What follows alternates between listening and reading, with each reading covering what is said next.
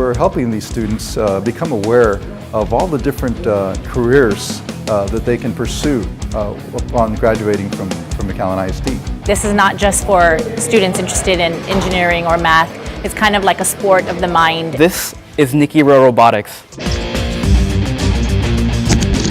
We're targeting our freshmen so that if it's something that they're interested in, if they want to participate in Tech Wars, or if they want to join the robotics team, so that they know what classes are available to them as they become juniors and seniors. And then you're also going to have battle bots.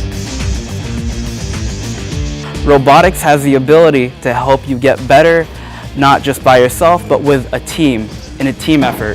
It promotes camaraderie through working together, but likewise, it helps you become employable in the future as well.